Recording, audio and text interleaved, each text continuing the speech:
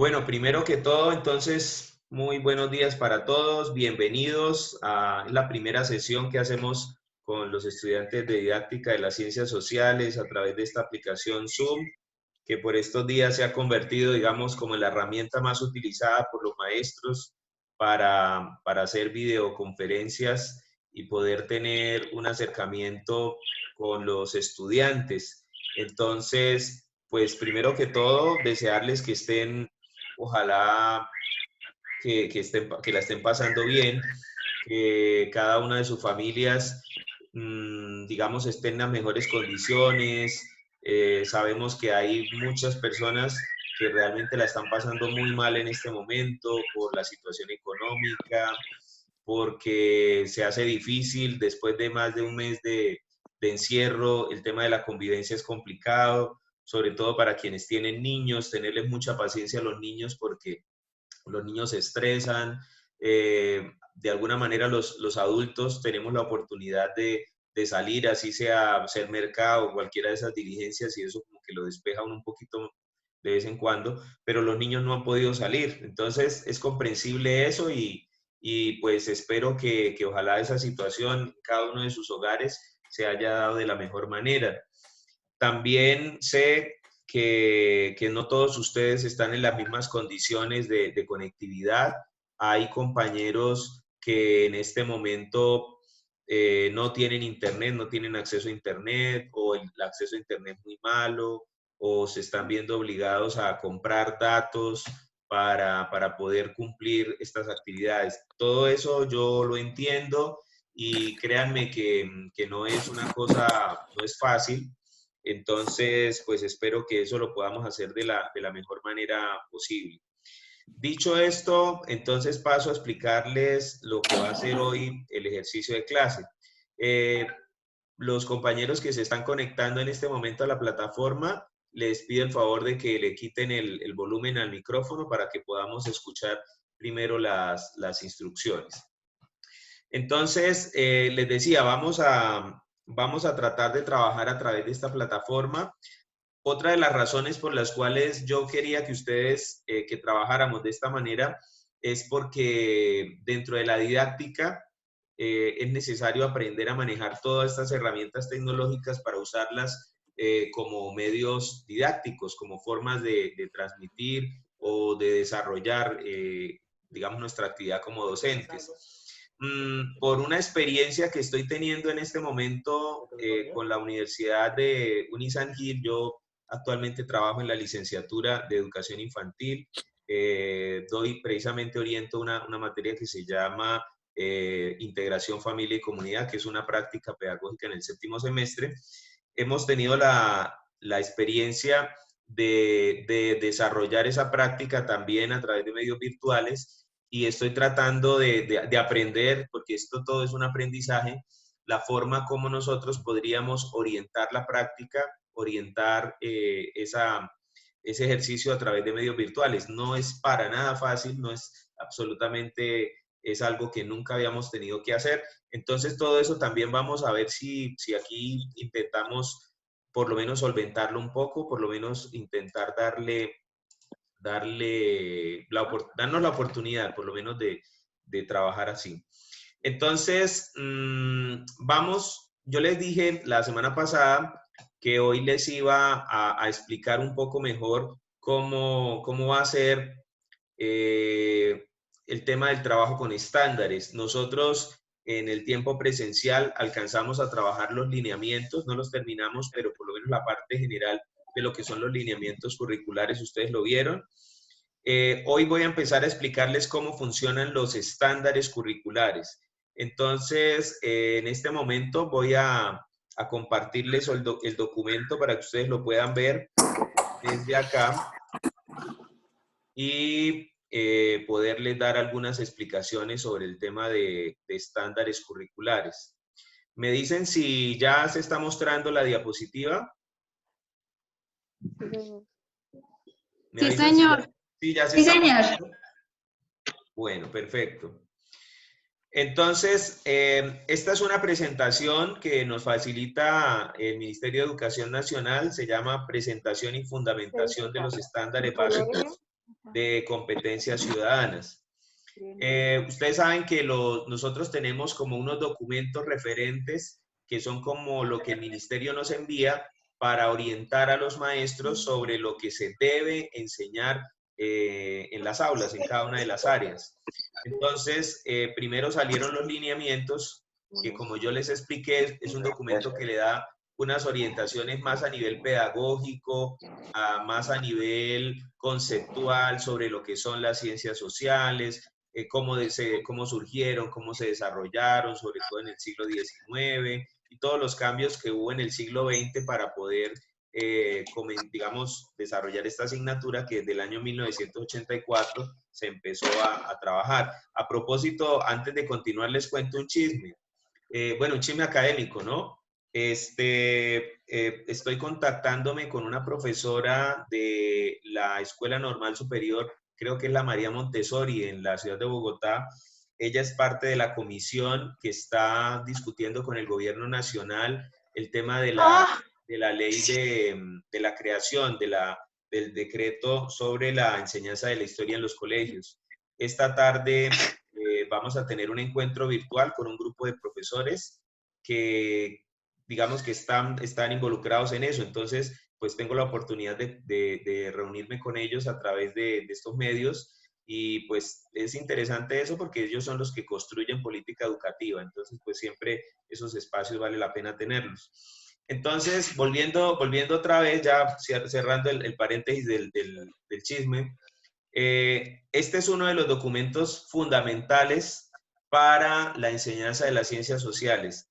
Los estándares de competencias en ciencias sociales y ciencias naturales, porque ese documento tiene las dos ciencias, sale en el año 2006, y desde entonces los maestros tenemos la obligación de tener este documento como referente fundamental. Entonces vamos a tratar de entender cómo funciona este documento. Entonces,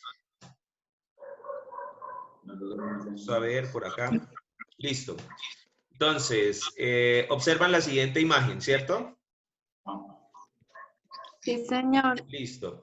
Ustedes ven una pregunta que dice, ¿qué buscan los estándares en ciencias sociales? Entonces, esto es como lo que nosotros esperamos que los estudiantes aprendan. Entonces, dice en la primera casilla de la izquierda, el desarrollo de habilidades, capacidades para comprender y transformar la sociedad. Como las ciencias sociales son una ciencia, aunque sea parte de las ciencias humanas, es una ciencia, se comporta como una ciencia. Toda ciencia tiene su propia metodología, sus propias herramientas de hacer investigación. Entonces, es necesario que nosotros, en el área de las ciencias sociales, a los niños por lo menos les enseñemos que existen algunos instrumentos de las ciencias sociales para hacer investigación. Ejemplo, una actividad que nosotros acostumbramos a hacer en ciencias sociales y que les ponemos a los niños desde pequeñitos es la entrevista. Les voy a pedir el favor que le quitemos el volumen, los que están ingresando, por favor, le quitemos el volumen al micrófono. Entonces, nosotros a los niños les enseñamos un instrumento de investigación muy común, que es la entrevista. Cuando le decimos al niño, pregúntele a su abuelito cómo era la vida cuando él era niño, por ejemplo. Es un ejercicio muy sencillito que lo puede hacer un niño de primero de primaria, simplemente preguntarle al abuelito, bueno, abuelito, ¿cómo era la vida cuando usted era niño? Pero el niño está utilizando un instrumento de investigación que se llama la entrevista. La entrevista es una herramienta de investigación que utilizan los investigadores sociales. Entonces, ese es un ejemplo. El otro es la encuesta, el otro es el diario de campo. En ciencias sociales también se sigue un método. Entonces, uno plantea un problema de investigación, uno establece unas hipótesis, busca una información para corroborar esa hipótesis. Entonces, hay una metodología que utilizan las ciencias sociales y que es necesario que nosotros también las enseñemos a los niños. Claro, respetando las edades, respetando el desarrollo cognitivo. No es lo mismo enseñarles a los niños a hacer una pequeña investigación a los niños de primero, a los niños de tercero, a los niños de quinto de primaria. En la casilla del centro aparece promover en los estudiantes conocimientos propios de las ciencias sociales. Yo ya les había mencionado a ustedes, cuando vimos los lineamientos, que las ciencias sociales es una ciencia que abarca muchas disciplinas. Abarca historia, política, economía, antropología, geografía, sociología, etcétera, etcétera. O sea, es un área muy extensa, muy extensa. Por eso se requiere que el profesor de ciencias sociales sea una persona que lee, que investiga, que busca, porque lo que tiene que enseñar es un universo completo de conocimientos. Y en la casilla de la derecha dice fomento del desarrollo de compromisos personales y sociales. Es decir, también dentro de las ciencias sociales tenemos la obligación de enseñarles a los estudiantes, o sea, a comportarse éticamente como ciudadanos, de manera que el estudiante sepa cuáles son sus deberes, sus derechos, los pueda defender y también hacer que otros los defiendan. Entonces, ya ustedes empiezan a dar cuenta que existe esa tríada, ¿no? Que hay 3 columnas. Entonces, esas 3 columnas quiere decir que los niños deben aprender 3 tipos de conocimientos. Unos conocimientos procedimentales, unos propiamente cognitivos y otros de desarrollo personal y social. O sea, los estándares de ciencias sociales nos van a exigir que el niño tenga competencias procedimentales, cognitivas y actitudinales. ¿Hasta ahí me siguen? Sí, señor. Bueno, perfecto. Se le escucha entrecortado. ¿Se escucha entrecortado? Eso sí tiene que ver es con el internet. Ahí sí, complicada la cuestión. Igual de todos modos, ahorita les doy un espacio de participación. Bien, entonces les repito, por favor, los que se están conectando, por favor, quitarle el silenciar, por favor, para que no se escuche sino solamente mi voz y no hayan interferencias. Entonces, los estándares de ciencias sociales deben fomentar, aquí aparecen una serie de cosas: conocer, producir, enfrentar preguntas y problemas. En las ciencias sociales casi siempre debemos partir de preguntas problematizadoras, preguntas generadoras que le ayudan al niño a indagar sobre la sociedad, sobre el mundo, a interesarse por los problemas sociales. Vivenciar procesos de búsqueda e indagación para solucionarlos. Entonces, planteemos preguntas y planteémosles a los niños, bueno, ¿cómo resolvería usted tal cosa? ¿Sí? Si usted fuera alcalde, ¿cómo resolvería tal problema? Entonces, es poner a los niños también en situación para que ellos necesiten, digamos, de alguna forma resolver estos problemas y los quieran hacer. Considerar diferentes puntos de vista, tanto propios como ajenos, sobre el mismo problema o la misma pregunta. Confrontar experiencias, hallazgos, pensamientos con otras personas. Las ciencias sociales, mucho más que cualquier otra asignatura, requieren muchísimo del diálogo, poner a los niños a dialogar. Mire, en ciencias sociales no tiene tanto sentido que uno esté copiando o haciendo que los niños copien un montón de información que no entienden. Las ciencias sociales son dialógicas, es de dialogar, de discutir, de plantear interrogantes, de hacer debates. Eso enseña muchísimo más y desarrolla más competencias en los niños que estar copiando todo el tiempo información. Promover en el estudiante un pensamiento crítico, propositivo, con capacidad de participar en la solución de problemas. Repito lo que ya les había dicho en una clase anterior. Tener pensamiento crítico no es estar criticando a todo el mundo y criticando todo, y es la gente que no le gusta nada, y hay gente que dice, no, es que yo soy muy crítico, pero realmente lo que son es criticones, y a veces criticones sin criterio. O sea, lo del pensamiento crítico no tiene que ver con criticar todo, sino con el criterio, con la crítica, la capacidad de razonar. Entonces, el pensamiento crítico hay que desarrollarlo en función del pensamiento, en función de la razón. Eso implica que uno sea capaz incluso de criticarse a sí mismo, de reconocer que está equivocado, de reconocer que el interlocutor que tiene con uno una diferencia puede tener la razón y uno puede que no la tenga. Entonces, enseñar pensamiento crítico implica también entenderse con razones y no con peleas, ¿no? Que a veces el problema con los debates en el aula de clase es que el estudiante piensa que es una discusión personal. Entonces, como hay alguien que a mí me cae mal, cualquier cosa que esa persona diga, yo voy a decir que eso no es. Pero no porque realmente lo que esté diciendo esté mal, sino porque a mí no me gusta esa persona. Y si esa persona dice que está haciendo sol, así esté haciendo sol, yo digo que eso es mentira. Entonces, eso no tiene nada que ver con el pensamiento crítico, ¿sí? El pensamiento crítico se basa en la razón, se basa en las evidencias, se basa en la capacidad argumentativa. ¿Hasta ahí hay alguna duda, alguna inquietud? ¿O todo está claro? Profe, todo está claro, pero creo que algunos compañeros están teniendo dificultades con el audio. Sí, profe. Tengo un problema y es que algunos de ustedes todavía tienen encendidos los micrófonos, entonces eso sí genera mucha distracción. Entonces necesito que por favor se desconecte todo el mundo, quítele por favor el micrófono porque si no estoy escuchando sonidos de fondo, de pronto es eso lo que está interfiriendo en la explicación. Bien, continúo. Allá la mamá regañándolos. Sí, por favor, precisamente la persona que acabo de hablar, háganme el favor y desconéctense. Ya ahorita les doy un espacio para que ustedes puedan participar. Si no, pues se va a perder la explicación y no tiene sentido entonces este ejercicio. Entonces, paso a explicarles cómo funcionan los estándares. Por favor, vamos a estar muy atentos a esta parte. Los estándares tienen una estructuración, como se muestra en esta imagen. Está en la parte superior el estándar. El estándar es algo así como el objetivo general, lo que se espera. Los estándares surgen del lenguaje de la industria, en donde usted, por ejemplo, usted tiene una fábrica de computadores y usted quiere garantizar que todos los computadores tengan la misma calidad, así hayan sido fabricados en Estados Unidos, en Alemania, en Japón, en China, en México o en Colombia. Eso es lo que significa un estándar, un nivel de calidad en el que todos los productos tengan el mismo nivel de calidad y la misma garantía.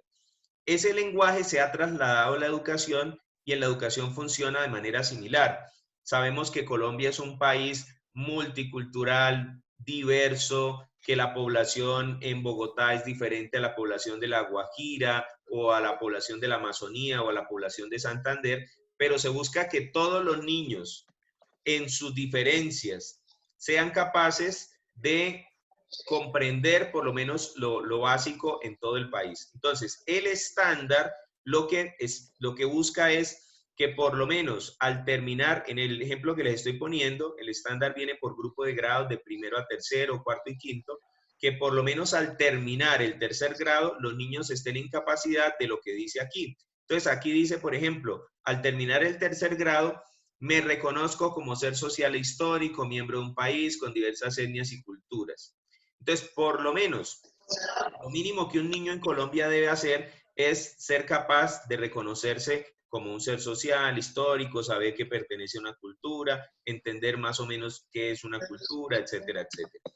Ese es el estándar general, la parte de arriba. Luego viene algo que se llama ámbitos de formación en ciencias, es decir, las tres columnas de las que hablaba un poquito antes. La primera columna de la izquierda, que dice, me aproximo al conocimiento como científico social, corresponde con la competencia procedimental. Entonces, los procesos que los niños deben hacer para poderse, digamos, acercar a las ciencias sociales, para conocer los métodos que utiliza las ciencias sociales. Sabe cómo actuar, cómo producir conocimiento dentro de las ciencias sociales. La segunda columna, que se llama manejo de conocimientos propios de las ciencias sociales, corresponde propiamente a lo cognitivo. ¿Cuáles son los conocimientos, cuáles son los conceptos dentro de las ciencias sociales que debe tener el niño para poder comprender esta ciencia? Si ustedes se fijan, aunque la imagen no es muy clara, esa columna de la mitad está a su vez subdividida por tres columnas. La primera se llama relaciones con la historia y la cultura. Ahí aparecen unos indicadores donde nos dice que todo eso tiene que ver con la historia, todo eso tiene que ver con lo que nosotros hemos aprendido sobre la antigua, la Edad Media, moderna, contemporánea, historia de Colombia, Primera, Segunda Guerra Mundial, etcétera, etcétera. La columna de la mitad, esa pequeña columna de la mitad, dice relaciones espaciales y ambientales. Eso de relaciones espaciales y ambientales es, para decirlo de una manera conocida, sería como el aspecto geográfico, lo que tiene que ver con la interacción que tenemos los seres humanos con el espacio físico. ahí es donde entonces aparece el tema de los mapas, el tema de los ríos, pero no para que se los aprendan de memoria. Lamentablemente todavía hay esa manera de enseñar geografía que me parece que es absurda, que es simplemente poner a que el niño calque el mapa y que lo dibuje y que no se salga que Santander de rojo y que Antioquia de verde, y si se sale le ponen mala nota. Eso no tiene sentido. Es que el niño aprenda y comprenda cómo es la relación con el medio ambiente, qué relación hay, por ejemplo, entre las inundaciones y el tema de los cultivos. Porque en zonas llanas del país, donde hay ríos grandes, en época de invierno se inundan completamente, las personas pierden sus cosechas, y al mismo tiempo en época de verano, pues la gente también aguanta hambre porque entonces no hay lluvias y entonces los cultivos se dañan. Es entender esa relación que tenemos con el medio ambiente. Y la columna de la derecha, la columna azulita pequeña, relaciones ético-políticas. Ahí es donde aparece todo lo relacionado con democracia, con constitución política, todos esos conocimientos que nosotros les hemos enseñado a los niños sobre democracia y constitución política están presentes ahí en esa columna. Y la tercera columna que está en amarillo, que dice desarrollo, compromisos personales y sociales. Entonces, eso tiene que ver con lo que les explicaba anteriormente, y es que dentro del área de ciencias sociales también hay que enseñar lo que tiene que ver con la parte ética, la parte ciudadana. Esto lo podemos desarrollar también como lo que se conoce hoy como competencias ciudadanas. ¿Cuáles son las competencias que necesita el ciudadano para comportarse de forma adecuada en la sociedad, para decir que es un buen ciudadano? Y eso no siempre tiene que ver solo con el tema del conocimiento, sino con la actuación. Cómo el ciudadano, cómo la persona se comporta socialmente, sea rico, sea pobre, sea muy educado, sea una persona con poco estudio, debe tener un mínimo de comportamiento social adecuado para poder convivir en la sociedad actual. ¿Hasta ahí hay alguna pregunta, algo que no se entienda? Profe, bueno, sí, eso quedó claro. Pero entonces eso lo vamos a tener en cuenta cuando estemos preparando. Sí, señora, muy bien, buena pregunta. Todo esto es la base de la preparación. Yo no soy muy amigo, o mejor dicho, no me gusta cuando algunos de ustedes me dicen, esto, profe, yo voy a trabajar tal tema. Dígame qué, o sea, el tema, digamos que es lo menos importante. El tema es el pretexto, lo importante es el estándar. Siempre que ustedes me digan, profe, yo necesito trabajar tal tema, entonces dígame qué hago. Lo primero que les voy a decir es, busquen los estándares. Busquen los estándares. Les voy a poner un ejemplo. Usted me dice, profe, yo necesito trabajar el tema de la República, digamos, en la época de la independencia. Entonces yo le digo, miren los estándares. ¿En cuál de las tres columnas debe mirar? En la segunda columna. ¿Y en cuál de esas tres pequeñas columnas debe empezar a buscar? En relaciones con la historia y la cultura. De ahí es donde usted tiene que sacar un indicador para trabajar el tema de la República o de la época de la independencia. Si usted me dice, profe, es que yo quisiera enseñarles a los niños a hacer una pequeña investigación social, como para que ellos hagan una entrevista a sus abuelos, para armarlo del mapa genealógico. Pues vamos a la primera columna que se llama Me aproximo al conocimiento como científico social. Y ahí aparecen unos indicadores que dice, hago preguntas acerca de fenómenos políticos, económicos y sociales, me planteo conjeturas, utilizo diferentes fuentes. Ahí le va a explicar al niño cómo paso a paso puede hacer una pequeña investigación. Ah, que profe, yo quiero enseñarles a los niños lo del tema de constitución y de eso de los derechos. Ah, bueno, entonces vaya a la segunda columna donde dice relaciones ético-políticas y saque de ahí unos indicadores que le permitan a usted enseñarle al niño, por ejemplo, el manejo de la constitución política, los derechos del niño, los derechos del ciudadano, deberes y derechos, etc. ¿Sí? Creo que ahí esa era su pregunta, ¿cierto? Sí, profe, sí, señor. Muchas gracias. ¿Qué otra duda hay al respecto? ¿Alguien más tiene alguna otra duda? ¿O hasta ahí estamos bien? ¿Hasta ahí está claro? ¿Listo? Continúo entonces rápidamente. La siguiente imagen, aparece entonces el estándar, la parte de arriba, lo que les decía, ya de una forma más clara. Este estándar es el referente de lo que los estudiantes deben saber hacer al finalizar los grados. Luego aparecen las 3 columnas que les he mencionado. La columna procedimental, la segunda columna, manejo de conocimientos, y la tercera, desarrollo de compromisos personales y sociales.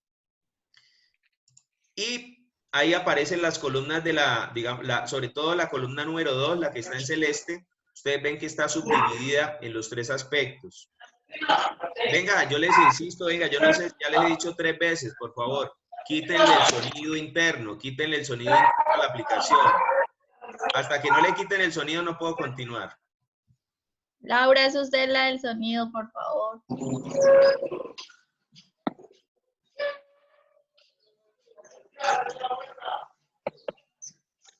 Laura, por favor, para seguir en clase.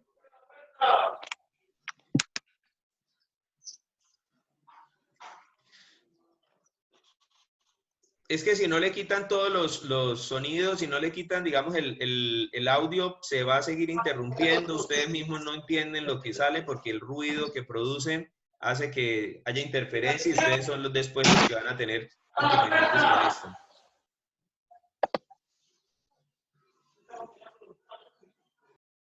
Bueno, hay uno de ustedes que no está entendiendo la instrucción de quitarle el sonido. Bueno, voy a continuar porque igual de todos modos tengo que terminar con esta sesión y lo demás igual yo le voy a dejar el documento de los estándares ahorita, ustedes lo leen, lo analizan y para la próxima clase entonces hacemos el ejercicio práctico. Bien, continúo. Debajo de cada una de las columnas ustedes se van a dar cuenta que hay unos indicadores, unas acciones de pensamiento. Esas acciones de pensamiento es lo que nosotros llamamos indicadores de desempeño. Es lo que me permite saber a mí si el niño está logrando o no el estándar.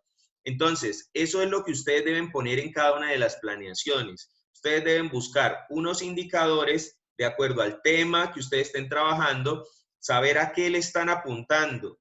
O sea, no, por ejemplo, para mí no es aceptable que ustedes hagan una clase en la que tengan el tema y no tengan el indicador, porque no me están diciendo qué es lo que quieren lograr, qué esperan que el niño aprenda. Entonces, más importante que el tema es el indicador. Si una planeación tiene tema y no tiene indicador, quiere decir que usted no sabe qué es lo que quiere, qué espera, digamos, que el niño aprenda.